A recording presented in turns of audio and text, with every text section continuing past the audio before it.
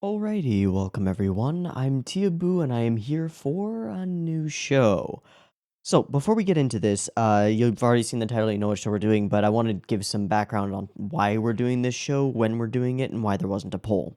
So, a couple months ago, many moons ago, I ran a poll for the Teehee Tuesday slot to replace Psyche K. I believe it was to replace Psyche K. Yeah, that sounds right to me. To replace Psyche Kusuo no Sainan. And the while I've sort of phased out the idea of themed slots because it just doesn't work all that well, but it was a great way to get the channel going and make sure that there was a variety of content. I do kind of want to keep a comedy slot at least for a little while, although I think we're kind of running out of really solidly reactable comedies. Personally, I think that the comedy reactions or the reactions to the Tea Tuesday shows have been consistently my least favorite. Not least favorite to do, I enjoy watching them, but my least favorite as far as, like, my opinion of my own content goes. There's just often with gag comedies, there's very little to say about them except haha is funny joke, which is precisely not the kind of content that I like to create. But that said, I do enjoy watching the shows, and so I'm gonna keep this all around for at least a little while. Uh, Anyway, many moons ago, we ran a poll to replace Psyche K, and the poll got weird. So the first thing that took first place in the poll, by not that many votes, but it was solidly the first thing, was Asobi Asobase. And so I went and I watched the first episode of Asobi Asobase, and it totally fell flat for me. Didn't land in any way. If you love the show, I'm not trying to knock it or knock you. I just didn't like it very much. So I went, all right, well, that sucks. I don't want to watch the rest of this. So I will look, and the next two things that were in the show were in order: second place Sayonara Zetsubou Sensei and third place Lucky Star. But they were very close in votes at that point. The votes have gotten a little weird now after a while, but they were very close in votes at that point. So I decided to do what I had done before a while ago, which was watch the first episode of both and then put both of those first episodes up for patrons so that they could do like a runoff vote between the two next ones. But I made the maybe mistake. I don't think it was a mistake. I made the mistake of watching the first episode of Lucky Star first, though it was the third place in the poll. After watching the first episode of Lucky Star, I was completely sold on Lucky Star and just like, yeah, we're watching Lucky Star. We're gonna watch the Lucky Star. And so we did, and it was a fantastic and wonderful ride that ended a little while ago, and now we need a new show. So considering how big the gap was between Lucky Star, Sayonara Zetsubou Sensei, and Asobi Asobase, and then everything else on the poll, which was basically every comedy that I could think of that has relatively good ratings or has been recommended to me that I haven't already seen, and it seems like it might have something to it. Given the massive gap there, I decided not to wait minimum a week to do another poll, and to just do Sayonara Zetsubou Sensei, unless I hate it. I mean, if I hate it, then I'll hate it, but I kind of doubt that I'll hate it, and we'll get into why I think this might be a little bit more of an interesting show, given my very little background and knowledge of this show. I do have a little bit of knowledge about the show. It's been around for a while. I've seen stills and images and some like promo art for it. I really quite like the style of the art. It's got that very shafty, flat, but vibrant sort of thing going on, which I'm sure we'll talk about more once we actually get into it and see some of it. And then also in the OVA of Lucky Star, as though it were a sign, there was a section that, as far as something that I read somewhere said, was entirely in the style of Sayonara Zetsubou Sensei. And I found it to be a really interesting piece of Lucky Star. It was an interesting section. But anyway, this would be the second Shaft show on my lineup, and there are some notable similarities between this show and Monogatari, in terms of the staff working on them, in terms of the voice actors playing them, and in terms of the long and ongoing but semi-disconnected parts of them. The biggest difference that I'm aware of is that Well, a couple differences. One, while Monogatari is based on a light novel and is therefore highly text heavy with very little visual stuff to go off of, and so the Shaft style very much comes through. Sayonara Zetsubou Sensei is based on a manga, and so there is already essentially a storyboard to work with, which means that maybe the Shaft staffers will be able to take a little bit less liberties with it, and a little bit more of that initial artistic vision will come through. We'll see. Um, but in the course of doing this, whenever I start a new show, I like to do a little bit of background research on the show, specifically on who's working on it and when and where this fits into the timeline of things. So this is another show from 2007. Right, I should probably check just to make sure. I believe Lucky Star was also 2007. Yeah, Lucky Star was spring 2007 premiering and up through September, and then Sayonara Zetsubou Sensei was summer 2007 through September. So they ended at the same time. So this was actually airing. The first season of Sayonara Zetsubou Sensei was airing concurrently with the latter half of Lucky Star, which is probably why there was a gag portion kind of poking fun of it, or poking fun at it, I should say.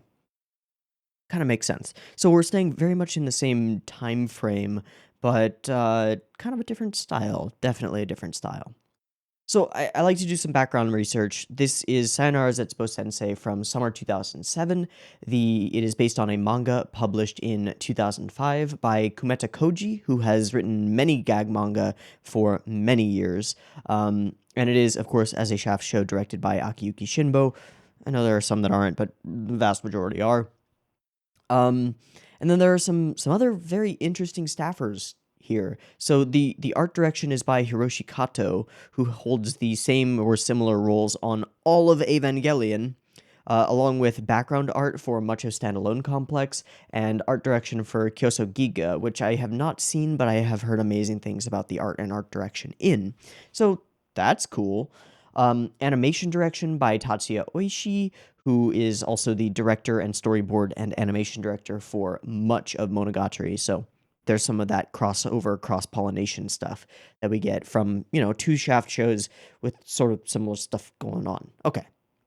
And then color design by Takizawa Izumi, or Izumi Takizawa, sorry, who also has the same or similar roles on Arakawa Under the Bridge, Bakemonogatari, and a number of other Monogatari things, along with Hidamari Sketch and Nisekoi. So a lot of very colorful, very vibrant shows, and I've heard people say things like Takizawa is responsible for much of Shaft's incredible color design, which rings true to me given the list of work that they've been on. Then as far as like voice acting staff go, there are a number of girls, all of them students, I assume, and then the sensei. The girls have a smattering of things that I recognize, but the main sensei, your main guy, is of course Hiroshi Kamiya, who is Araragi, and of course Shinji from Fate, shitface McFuckboy. Yep. Akashi from Kuroko no Basuke, Natsume from Natsume Yujincho, Yato from Noragami, Levi from Shingeki no Kyojin. He's your go-to guy for male protagonists with the ability to kind of pull off gag humor, sometimes at their own expense, and serious stuff in pretty much the same breath. Very experienced, very well-beloved, and highly awarded seiyuu here. So, cool. We've got, another parallel to the Monogatari series. We've got a lead character, bunch of girls, same guy voicing both of them. Okay. And then as far as what I know about plot and what this show is going to be focused on, it is coming from a gag manga, so I'm expecting gag humor much of the time. But from what I know, the basis of a lot of the humor is psychological and dealing with specific traumas and psychological disorders of the many children who this teacher teaches, as well as his own, because he is the despair sensei, right? He is suicidal, and that's going to be used to make fun of suicide and stuff. There are a lot of psychological and social issues in Japanese culture, and from what I know, this is going to be poking fun at a lot of them, from salaryman culture to all kinds of other things. I don't know how many of them will land or how many of them will like make instant sense to me. Like I haven't lived in Japan. Got a relatively fair background in Japanese culture and stuff, so we'll see. But from what I've heard, it's relatively accessible. Great. So I'm expecting gag humor at the expense of our characters, which is fine and good. It'll just depend on how the execution is, and to see whether I like it and whether I like looking at it.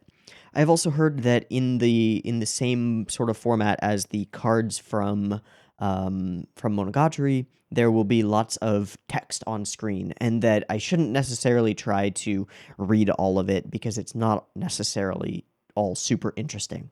We will definitely go through a lot of it in this first episode at least, just to determine how much of it is plot relevant or interesting and worth talking about or worth looking at and worth going back through. But not gonna bend over backwards to read every single line of text in the show. All of this just stuff that I have heard going in. Haven't watched even a moment of it. So I don't know how much of this is even accurate. We'll see. In any case, we're just going to focus on doing episode 1 of Sayonara Zetsubou Sensei, and we'll get a feel for it and maybe how it's formatted. I expect that the first episode will be focused primarily on our protagonist, before we branch out and start exploring the various traumas and issues of the individual girls. But we'll see. I really don't know what to expect. So I think I have blathered for more than long enough at the beginning of this video. So let's go ahead and start our journey into Sayonara Zetsubou Sensei. Oh, before we do, I will also say that I will not commit to watching the entire series. That is way too much of a commitment. We'll see. We will see. And I may treat each individual season of this as its own thing and may pull for the next one. Okay? I'm not sure yet. It'll depend on how much I like it, for sure. And whether I feel like I can add to it. You know, that's the other big thing.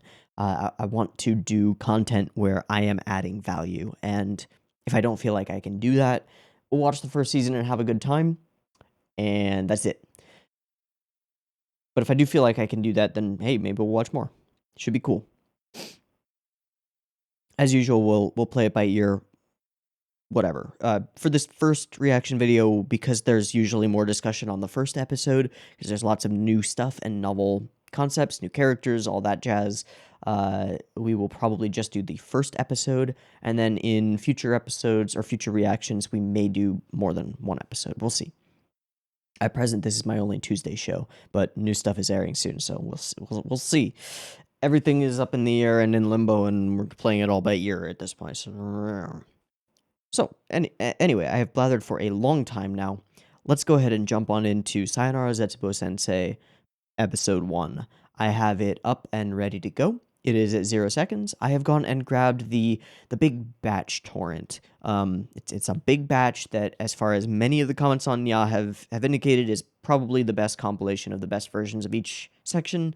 The first season is the Kuchirukia RIP, which from those comments seems to be one of the better ones. If you have serious gripes with this particular copy or the subs that are on this particular copy, let me know in the comments, but from what I've read, it should be good, and yeah, we'll go with it unless like a bunch of people are like, no, these subs suck, in which case we'll figure it out. Whole point is just to get the best content out that we can, and so if it's terrible, let me know, but it should be okay. So I have the first episode up and ready to go. It's at 0 seconds. There will be 2 versions of this reaction video, and get used to hearing this little blurb at the beginning of the videos. There will be 2 versions of this reaction video, a picture-in-picture version with the video up there in the corner, which you can find linked in the description on both BitChute and Mega. A word about BitChute and Mega.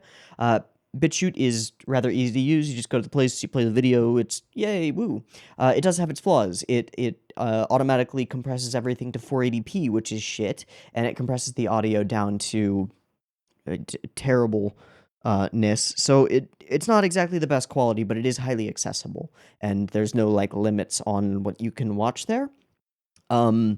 There will also be a version linked on Mega, which I would recommend. I mean, you can watch it in the Mega player if you're okay with that, but I would recommend downloading it and watching it in like your own video player of some kind.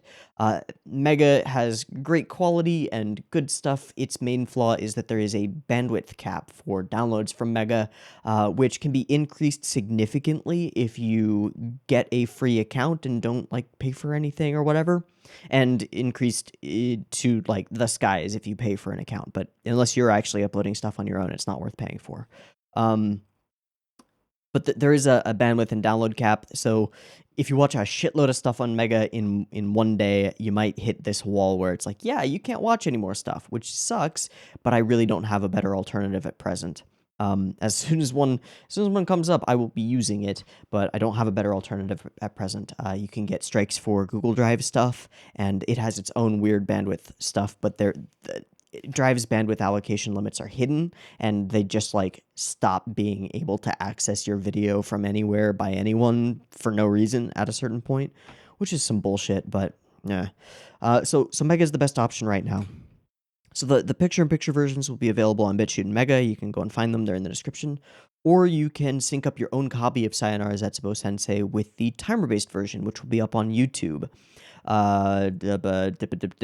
Timer-based version will have discussion at the end and beginning, and no video in it. It'll just have subs here at the bottom area section. And then the picture-in-picture version on Mega and BitChute, in order to make the file sizes smaller, will not have discussion on it at beginning or end. It'll just be the portion with the video. So mix and match the content as you see fit to get the stuff that you want. Should be okay. And yeah.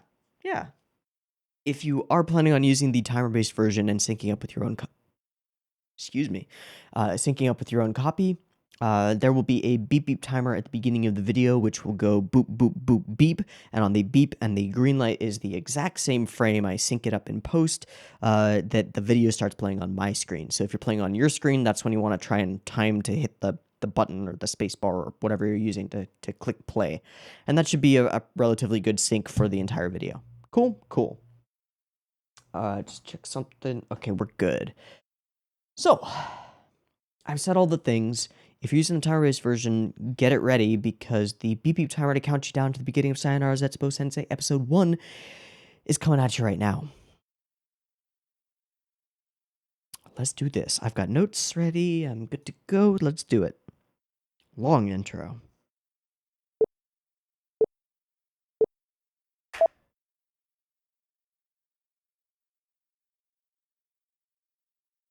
Oh.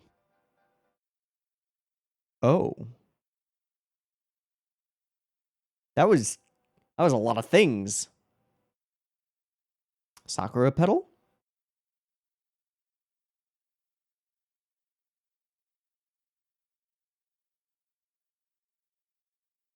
Okay.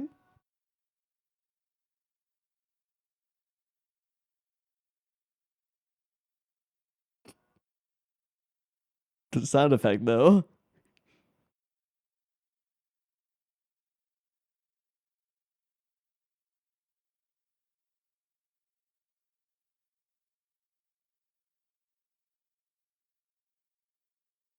Nope.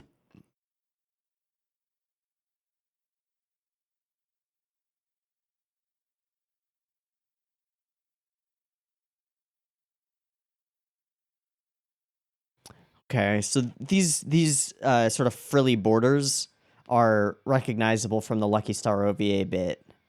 Cool.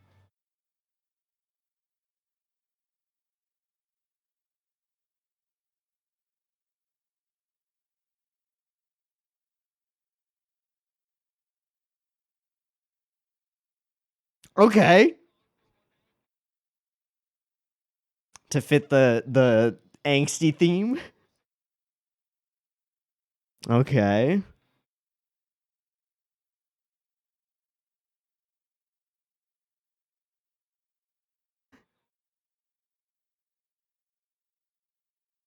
Wait, that was...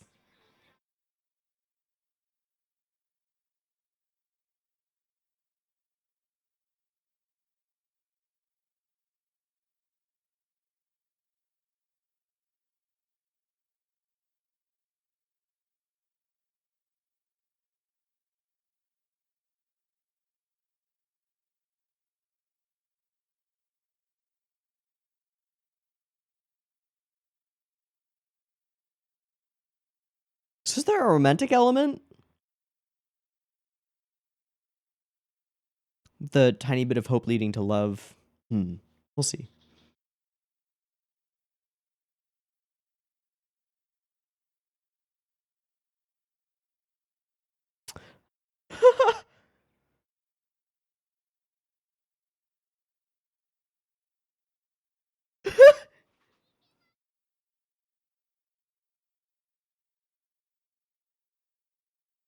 Not helping.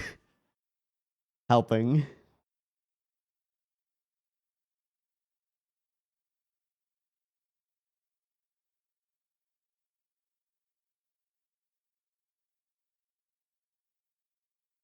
Oh, that's an Araragi cough.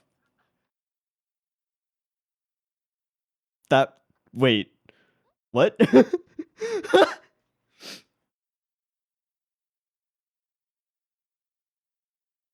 Damn.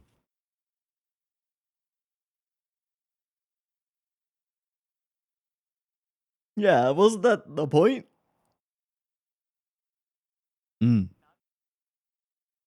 Okay.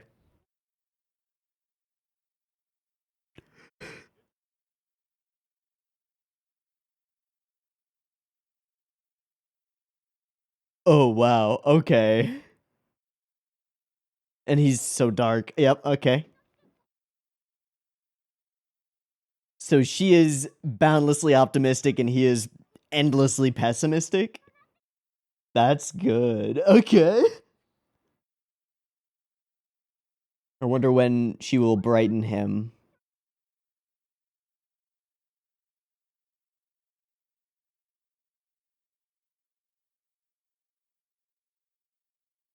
After what? The angel?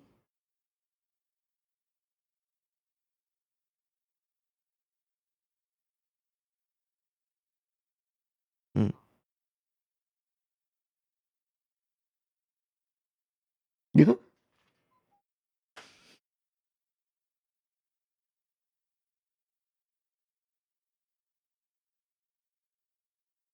Hmm.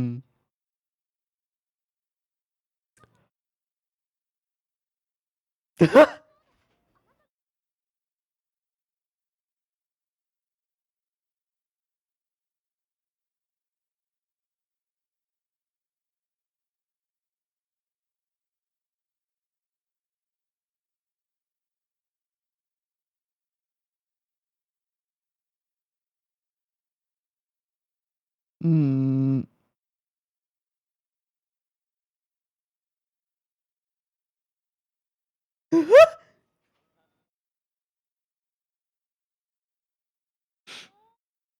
Oh, he's brightened up.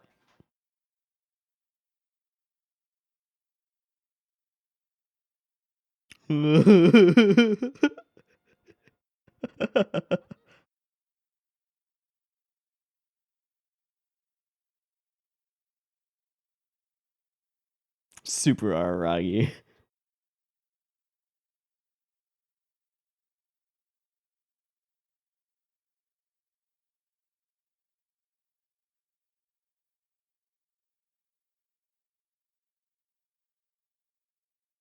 I've seen that as a GIF.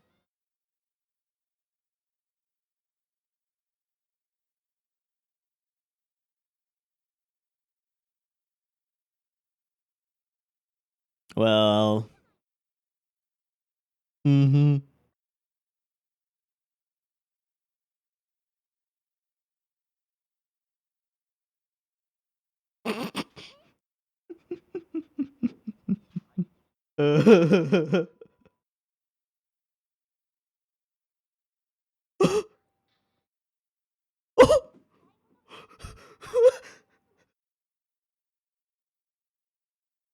Yeah.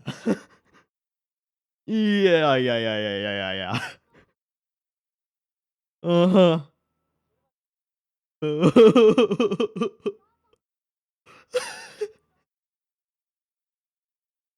Oh, man. She has no idea.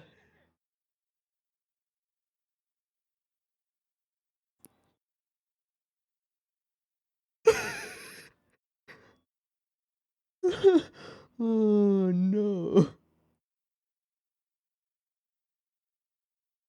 Oh.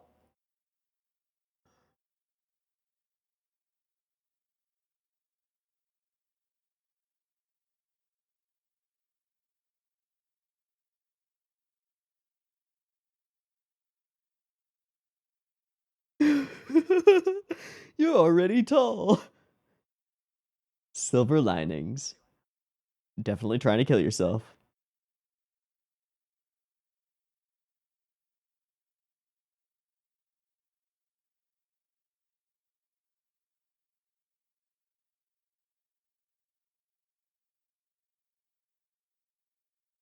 She won't. Man. Oh, wait. Man. Mm-hmm. Mm-hmm. Unstoppable force, immovable object now. Ah, 50 yen, eh?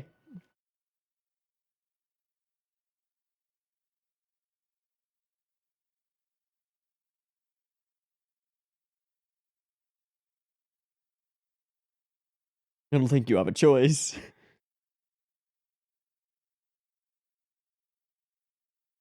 Says you. Ooh. Ooh. Oh. Okay. That's a lot of characters.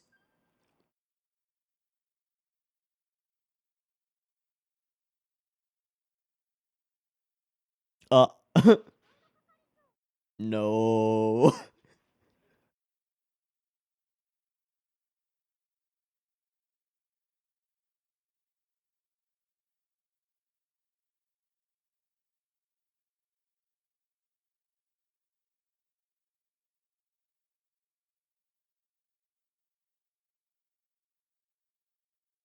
I love the patterning for light.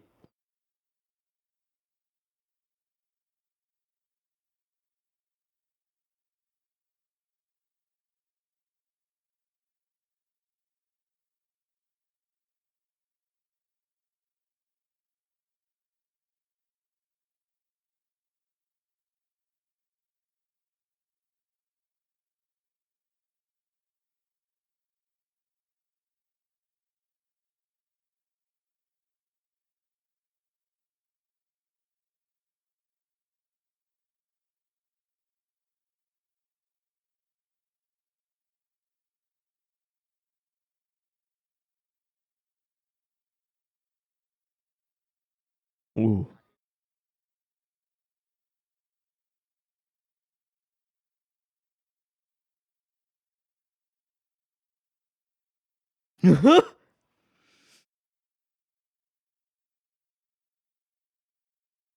Hmm.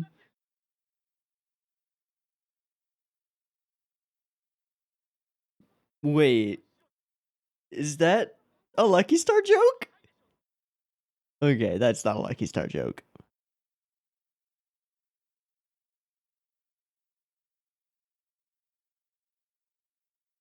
Hmm. Hmm? Ah. Ah.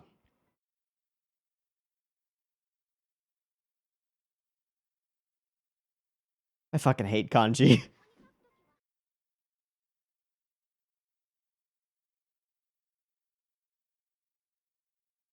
Super negative teacher. Wait, is this the ED? No, we're at the halfway.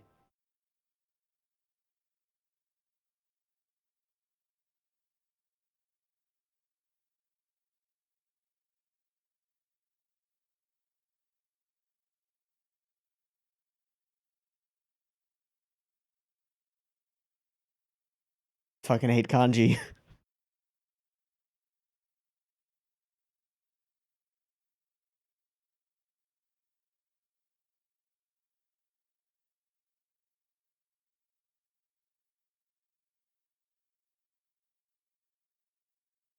A hot spring? It's wait, are we okay.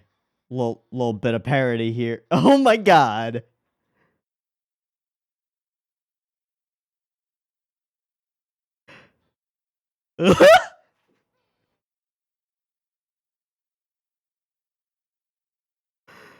Wait, why do they have sake?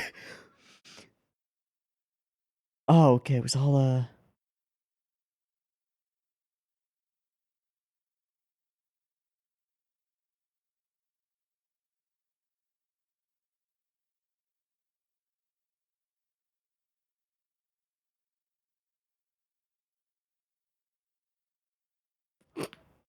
just fades into the background and has a comb over in high school.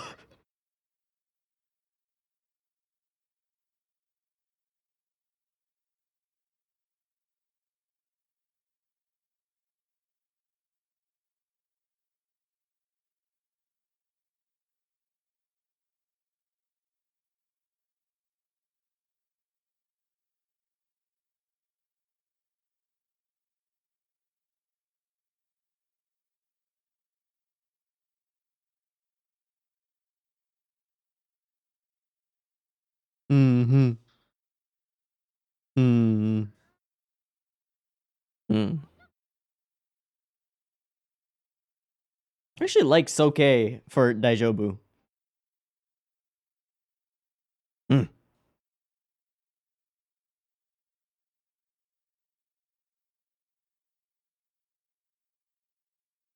Mm-hmm.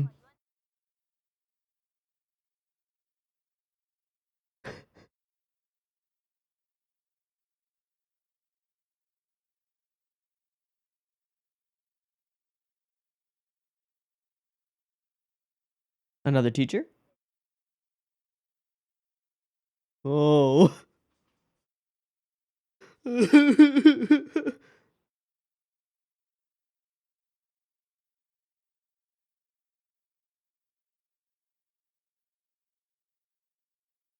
She's used to this, huh?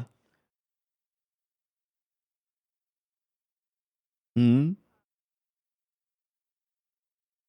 Oh no.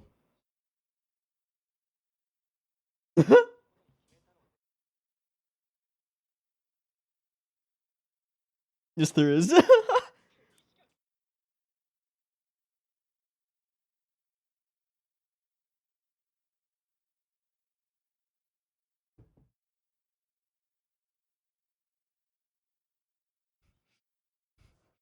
Tiny fiddle.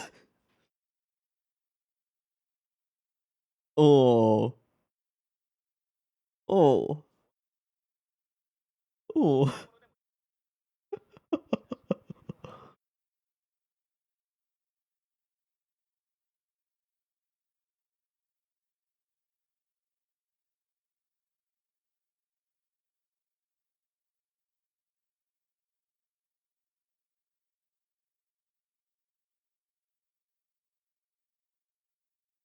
Should he really be allowed to teach people? I don't think so.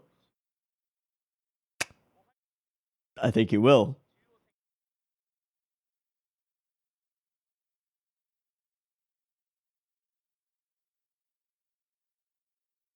More money to call you. Yep.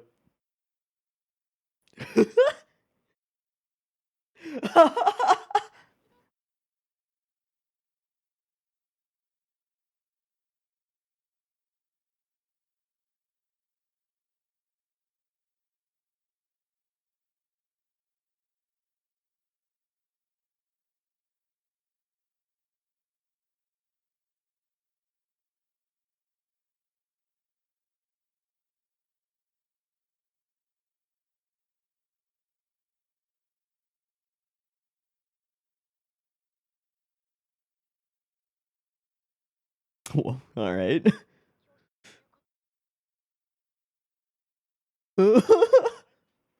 He's the worst.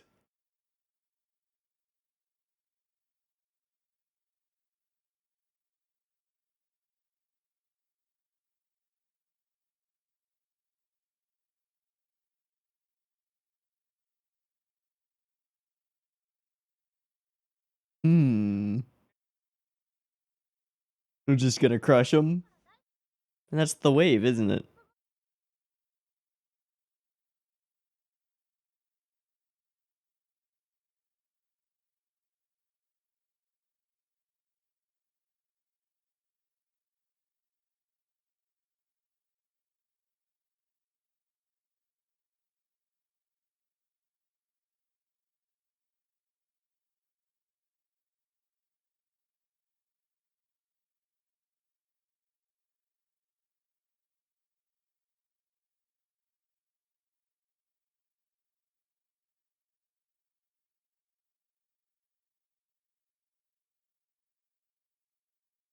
Van down by the river? For you. Okay. Uh, and it's the same. Uh, oh.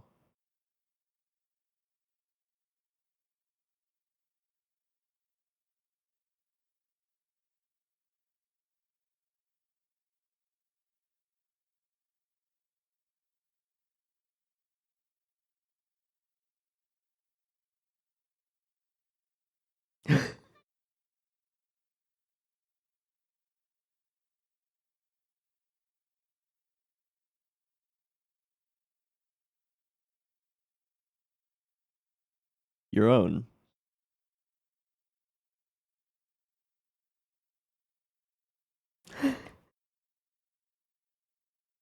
He's got a whole stack. Mm.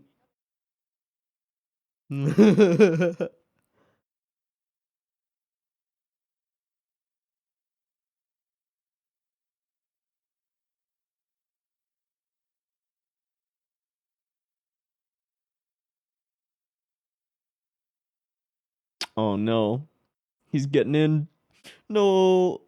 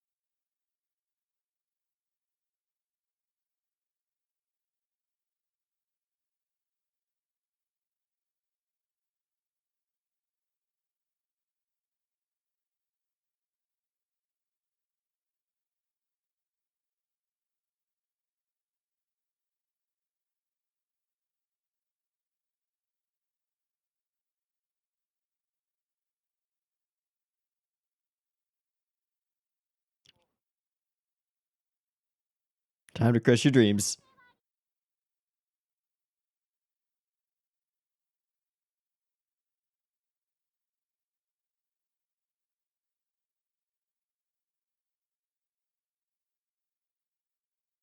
But the probability.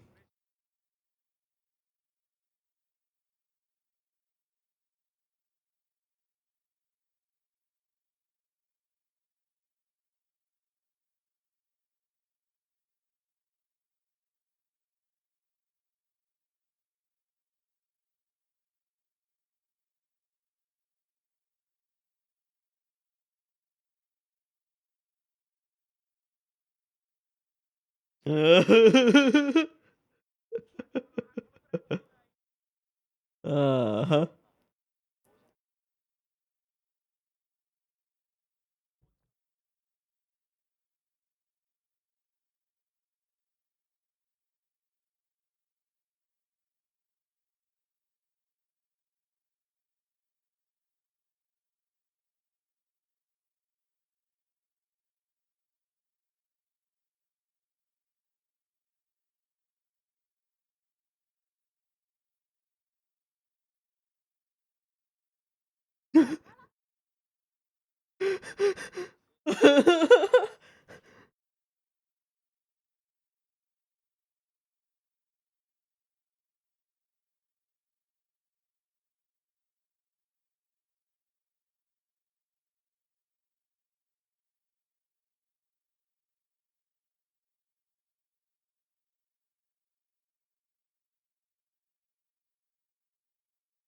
All right.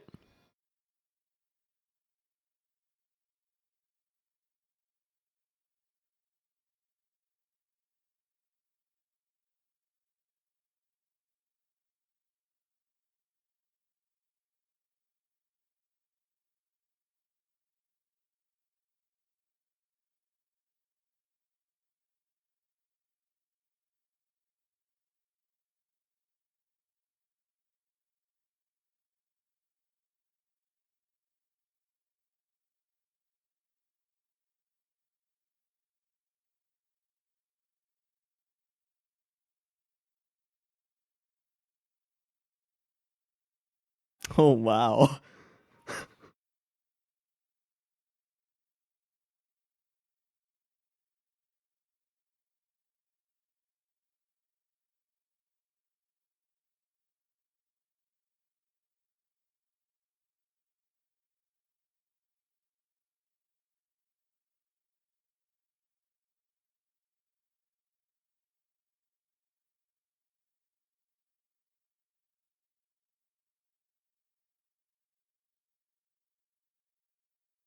That's hard end.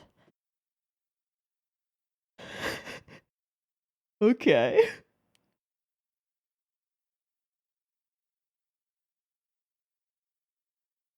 All right.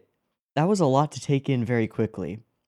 Most of the text on the chalkboard seemed entirely unrelated to like anything that was going on. Like there were individual gags in and of themselves on the chalkboard. So I don't I don't see I don't see too much of a reason to go through and try and examine all of those. So instead of doing that, let's just skim on through the episode and talk about what we see when we see it. I think before even doing that, we have to mention that the the initial premise and setup of these two, it really is like an unstoppable force and an immovable object here, one of absolute despair and one of absolute hope. The rose tintedest glasses and the darkest viewpoint, which on its own is pretty fucking interesting. And the setup is that we'll have these two characters argue or opine about the various things that they experience or deal with in future episodes. I think that seems to make sense to me. And then we've got the teacher who is a counselor, or the school guidance counselor who I don't know. I get future romance vibes there, but I also get like weird student teacher romance vibes. But I doubt we're ever gonna go too far into that. But we'll see. We get this opening bit, which instantly sets the tone for the entire thing. Please enjoy an animation clip from Kumeta-san, and it is him hung in this sort of stop motiony style, and then all of these students hanging off of him, kind of dragging him down. But then it's also a keychain on this girl's phone. Hmm.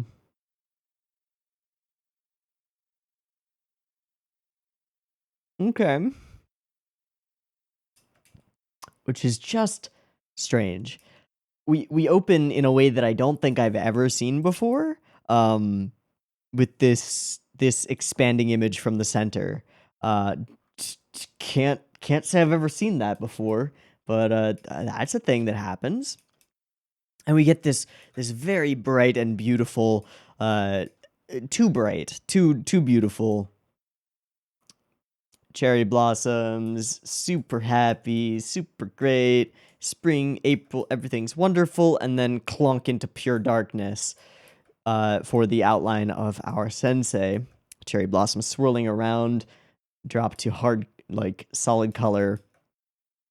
His shoes and the stool that he used to stand on. Fantastic. The first thing, I think the first thing that's noticeable is like how distinct and well the character designs work when they're monochrome on a solid background. They work really well, which is, I think, super beneficial for Shaft as a studio that loves to cut corners animation wise.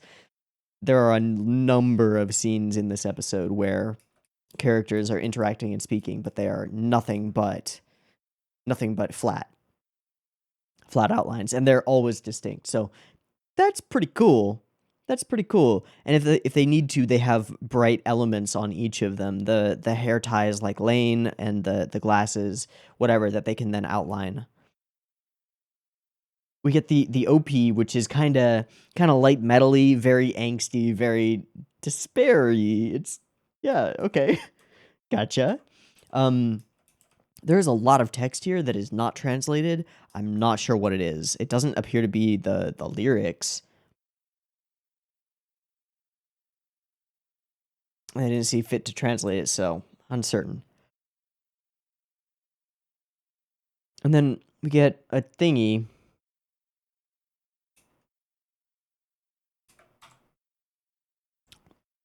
Sorry, hold on. I want to see what this says. You wanted an anime version that badly, and boom, there it is. Okay, cool. Gotcha. So she hangs off of him. This almost as a gag, it's reminiscent to me of the Hachikuji Araragi type of gags, and then the banter that comes after it is also sort of in that same vein, though without any of the Nisio Isin touch. A very classic like shaft patterns on clothing thing going on. I like the edge glow that they've got going on here. It's kind of cool. But shaft patterns on clothing where it's a static pattern, and then they cut it out and it moves across the clothing as the characters move across the screen. You know what I mean? I think you know what I mean. Thonkety thwomp, great. And here we are. We meet our two primary characters. Yeah, and here we go with the flattened out, which is kind of cool. It also puts some additional emphasis on the dialogue, and instantly it's absurdist and almost surrealist. Definitely gonna go with absurdist for this though. His initial response to being saved from hanging is, "What if I died?" which is a pretty perfect encapsulation of the ridiculousness of his constant despair. He's a ridiculous character, and the author is well aware of it. She's also a ridiculous character, and everybody's well aware of it. Two of them together, just problems. Throughout this opening segment, he's most of the time shrouded in darkness, as though there is just perpetual shadow over him. Kind of straightforward, right? And then she is bright and shining and literally glowing, glimmering things off of these cherry blossoms that are flying around her. Embodiments of opposites. It's pretty great. And then she's a goofball, right? Just now, and we emphasize that with the card. Treasure chest for the homeless. Right. So it's as though he gets brightened up as soon as he gets wrapped up into arguing with her, which is, I think, a kind of an interesting thing here, that, like, the one thing that he loves doing is trying to convince people that they should be in as much, like, despair as he is, which sort of rings true for people who are down, you know? Often we love to spread misery around. Just, it's a human thing. We love to talk about our misery, and it's kind of mentioned a little bit later that he sometimes just needs to get it off of his chest and actually talk about it. But once he starts actually arguing with her, he brightens up a little bit, although he goes back to darkness a little bit later.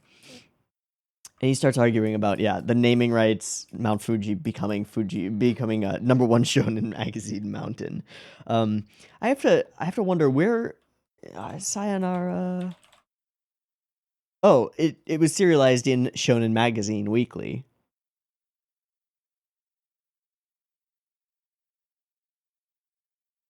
So, ta-da! All right, cool, got it, good. Offering the 50 yen, and then we get this, which I've seen either this one or a version of. I assume that this will be like a running little mini thing that happens, where he side to side and side to side, all in darkness, where his hair matches the darkness behind him, and he's just sort of blended into the environment. It's almost noir-y. I really like the sort of directional lighting that seems to be happening here. Um, or these sort of moving gradients over him as he's glancing around. And then his line, "I'm in despair." So I've seen this particular one or a version of it before as a GIF for "I'm in despair." Money grubbing world has left me in despair. I'll go back to dying. What are you saying? Nobody could ever die on a... Yeah, so he's back to his darkness shrouded stuff. Yeah, right here, trying to die right now. And I think part of the goofiness here is that we can see the background, which is bright and beautiful and cherry blossoms and spring, but he can't. He is shrouded in his own like self-perpetuating darkness that he carries around with him, which adds a little element of the humor to it. Because it just continues to make us aware of how ridiculous he is, which is kind of an interesting way of poking fun at depression of all things.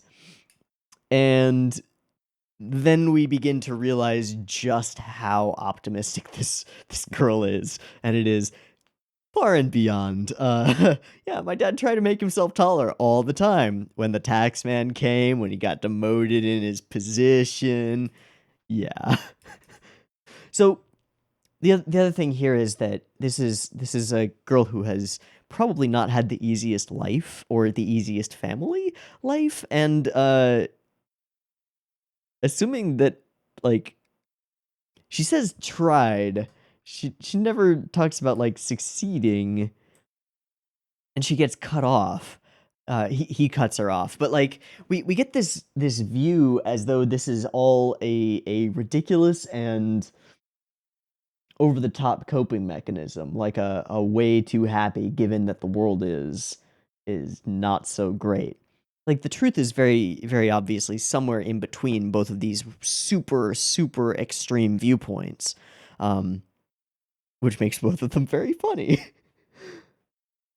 But it appears to read even in this short bit of time that we get to characterize her, and in doing so, we have to characterize like who she is and what she's about. But then we have this layer of depth that makes me think that like she has actively chosen not to see the terrors of the world, because there are terrors in the world. And likewise, he has actively chosen not to see any of the good in the world, because there is good in the world. One line from Girls Last Tour keeps like ringing in my head, partly because the episode is called Zetsubou, I think, and you know it's is it you? I think it's you who sings a song about getting along with despair, and ends with the line, "There are nice things sometimes." Yes, there is despair and hopelessness, but there are nice things sometimes. You got to find a balance. But I doubt that either of these characters will ever be able to find a balance. Maybe at the end. Maybe. I believe that the manga ended in 2012, ended its serialization. So maybe. But yeah. So you think that the forests, I forget what they're called, but the ones where Logan Paul made an ass of himself. Yeah. Just where people are trying to make themselves taller. This big gap between them.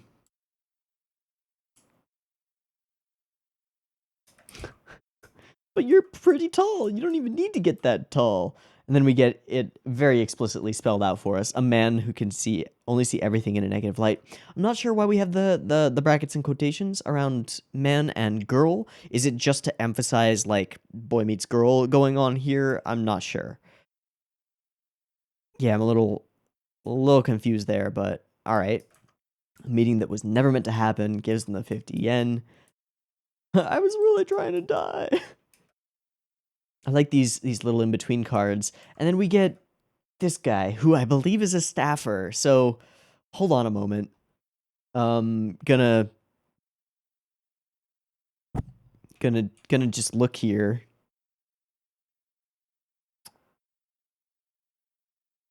Is that Tatsuya Oishi?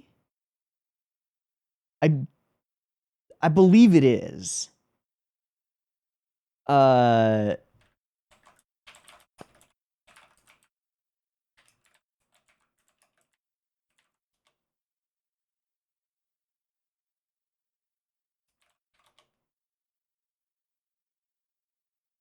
uh, Sayonara Zetsubou Sensei, weird face.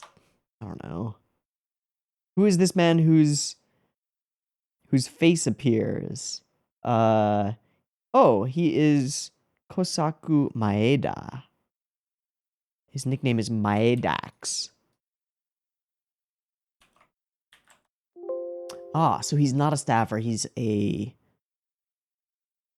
I guess he's a voice actor with minor parts.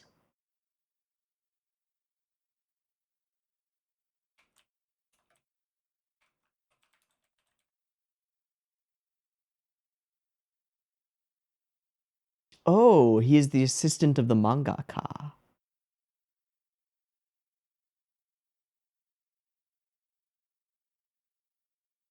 Okay. Okay. Okay.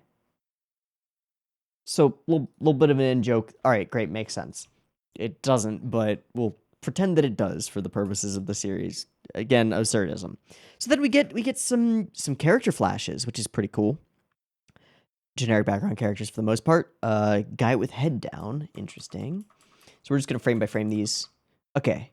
Uh, Also love the patterned lighting, which I've seen in some like promo images and stuff. So was expecting that.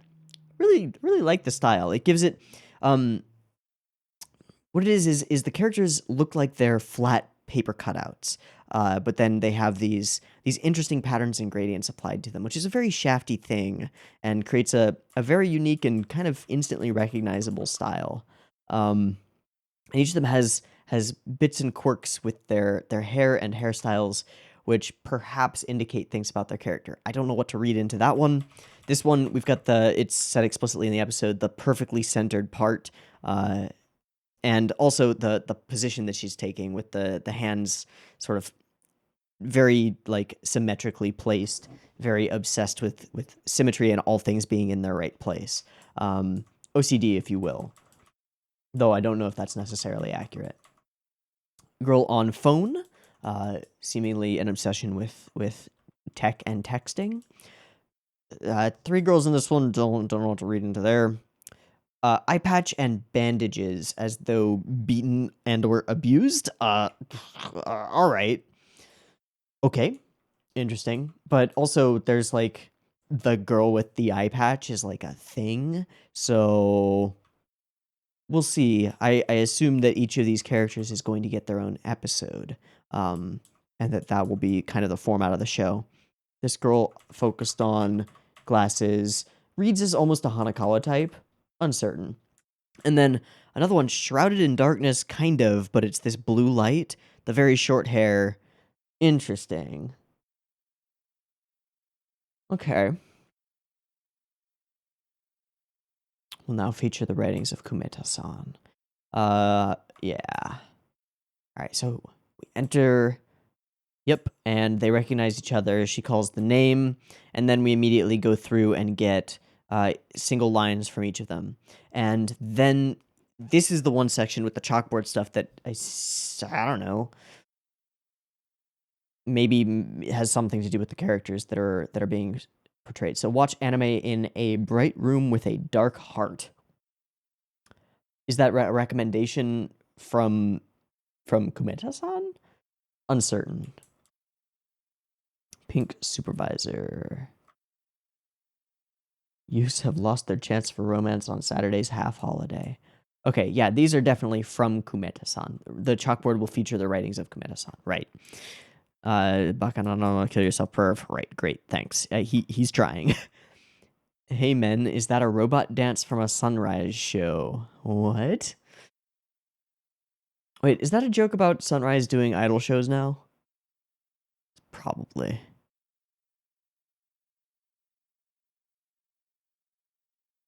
A space opera for you, a neat on Mars. Okay. Now it's okay, right?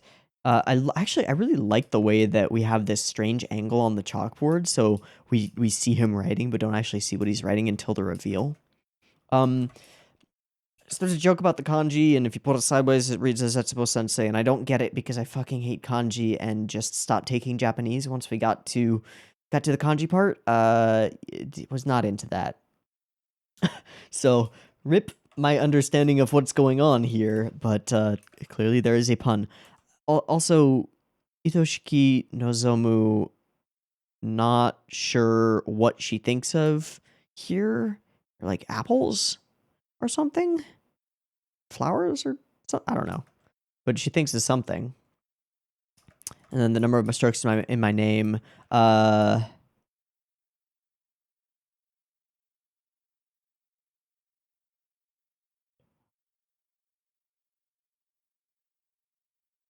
Not sure why.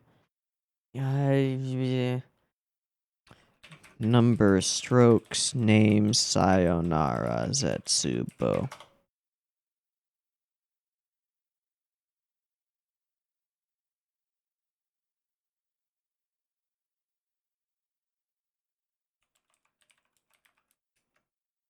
Unlucky number of strokes. I don't know what that means exactly, because I'm not aware of any like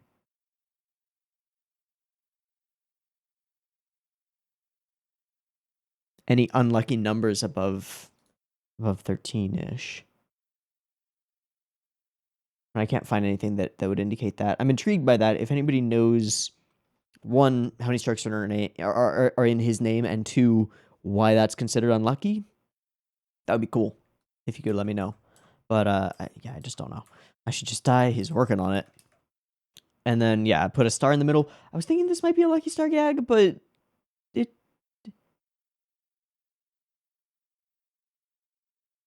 Actually, I think it is. I kind of think it is. It doesn't really matter. And then an add symbol, right? Okay. And then she starts drawing it sideways, and yeah, that's a bad move.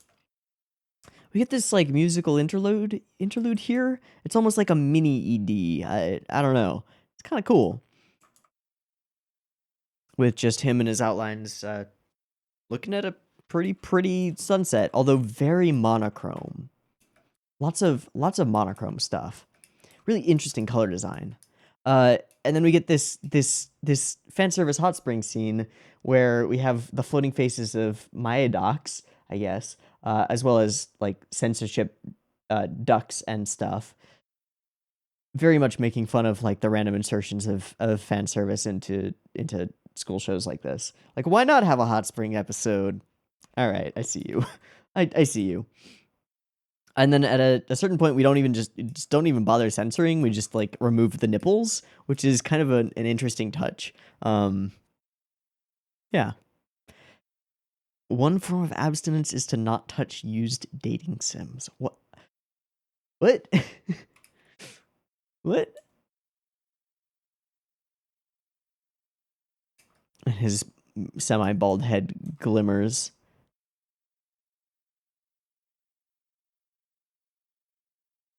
Of course not. It's a terrible idea. And she's so bright we can barely look at her. And then they both face the camera. Never have anything to do with the pajama party in my entire life. And then he just fades into the background, which is kind of great. Dando?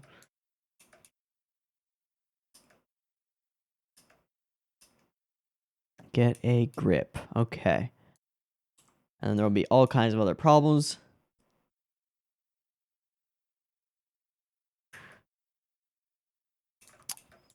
Asymmetry, not okay. Manga koshia, I don't know what that is. Perfectly split hair, not just for show. Then we get a card of, I believe it's the counselor lady. I didn't go back far enough. Yeah, I think it is.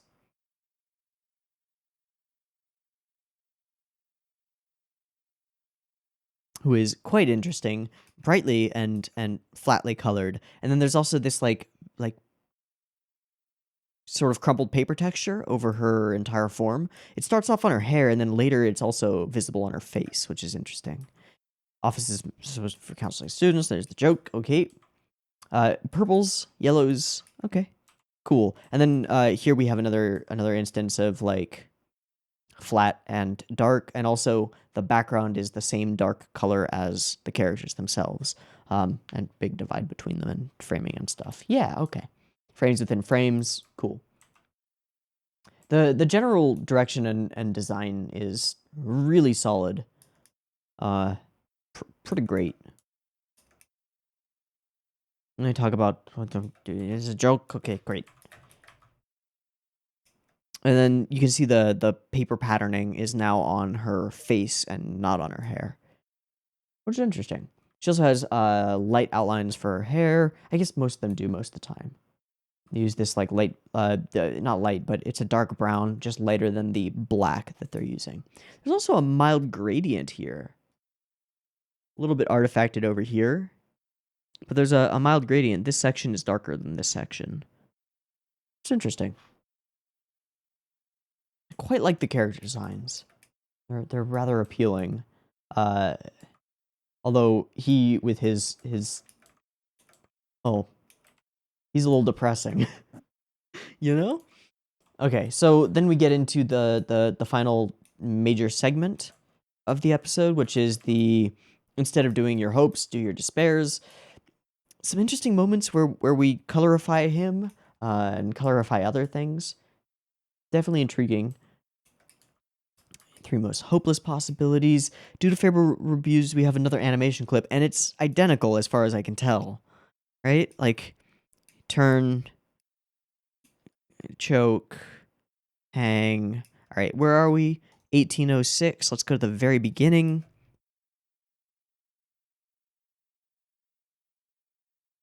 Yeah. And 18-ish again. Is it more colored? There's green there. Yeah, at the beginning it's entirely black and white, isn't it? Yep. Okay, so same animation, same everything, it's just colored here. Okay. And then this kind of another sort of a like a semi-weird fan servicey moment. You see these a lot actually, where it's sort of a bait and switch where I don't know, there's something intrinsically appealing about a female Seiyu doing noises of pleasure. Just that makes sense. Yeah, and then the joke becoming that it's not sexual. The face and the yeah, and but she's just cleaning her ears, which hey, I do that when I'm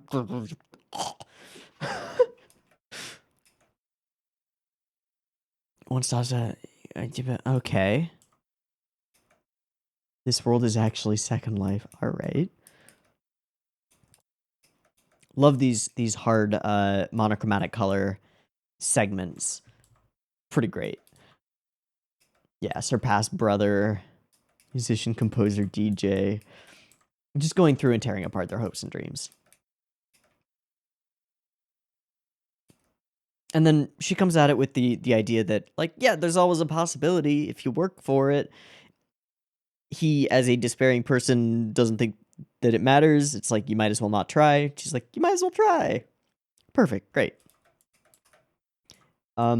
Rather shallow at the moment. I think this debate will grow and evolve a little bit, you know? So, and then she says, there are still a few things I have no hope of becoming, and I'm not sure if there's anything specific implied here. I don't think so.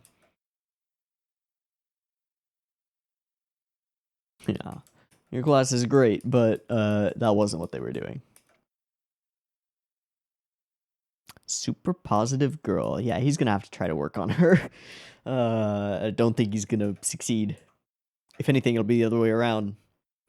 Okay, and then the ED is like half horror, half like traditionally styled art. and gorgeous outfits. Yeah, really beautiful. Very groovy OP, or very groovy ED. Some very cool stuff here. Really not sure what the fuck is going on, but I think it's pretty interesting.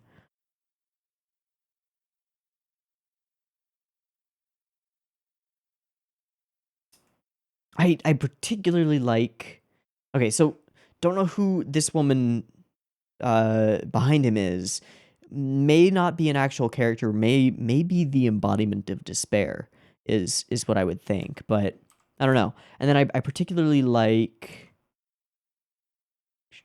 this particular thing with the hard, like, dark blacks, which are almost non-existent in the episode. It's always this grayish black. And I don't think that's an encoding thing, because then this black would also be that grayish black.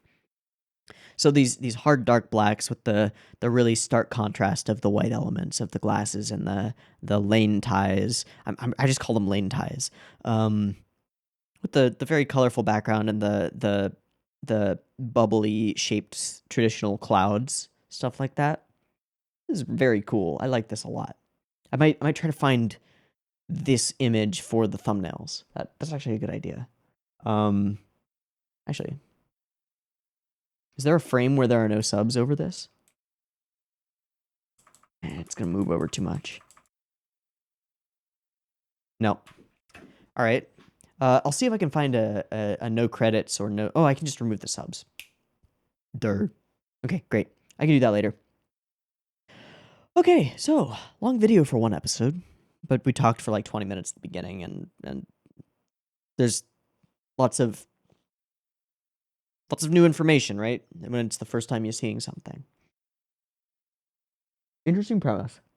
A lot you can do with it, because you can just continuously introduce new characters with new quirks and problems.